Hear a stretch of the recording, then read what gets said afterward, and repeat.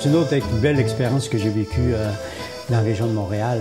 La Burge, il se plaisait à dire la CEQ le pense, la CSN le dit, puis la FTQ, on le fait. Ouais. Ça imaginait un peu les relations intersyndicales, mais sa compréhension en lui. Moi, ça, c'est un autre volet que j'ai trouvé intéressant parce que quand j'ai commencé mon implication directe au Conseil à partir de 1979, André m'a associé tout de suite au crime, mais pas le crime organisé, au comité régional intersyndical de Montréal qui regroupait l'Alliance des professeurs. Foisy était là-dedans.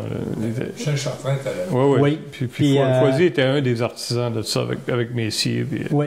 Puis après ça, il y avait le Conseil central, puis l'Alliance des professeurs, puis le CTM. Et ça l'a amené des collaborations fort intéressantes. Je dirais même, ça a été un des éléments en cours de route pour empêcher des ruptures. Oui, quand il y avait des maraudages. Très graves, très grandes qui auraient pu survenir entre les centrales, parce que c'était pas juste des syndicats qui se maraudaient, à un moment donné, c'était dans le secteur public. Et le crime a toujours été comme le maillon solide pour empêcher ces ruptures-là qui auraient été... Le dialogue a toujours été maintenu sur le plan régional au niveau du crime, même dans des périodes où il y avait des chicanes entre les centrales. Puis c'était au-delà du discours. Il y avait une activité qui rassemblait tout le monde, c'était le 1er mai.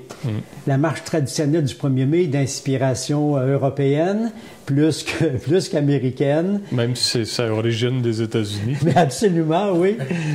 La catastrophe ou l'opération meurtrière avait eu lieu là. Puis c'était justement dans le textile, dans le secteur textile, entre autres. Et le 1er mai était comme un élément rassembleur, mais dans l'action. C'était l'occasion de choisir un thème qui rassemblait, mais un thème d'actualité sur arrêtons les fermetures, non au chômage ou oui pour telle chose. Toujours des thèmes qui rassemblaient les trois et ça devenait une mobilisation syndicale et communautaire.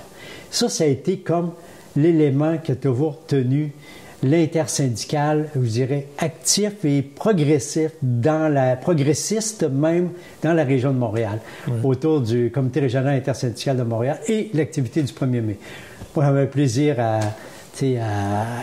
travailler là-dessus, puis de le faire intercentral, et c'était tellement constructif. Il n'y avait pas de monde autour de la table, les bras croisés, puis attendre juste que ça passe un peu à côté pour dire non, moi je suis pas d'accord. Le monde était les coudes sur la table, puis on construisait. C'était une belle gang,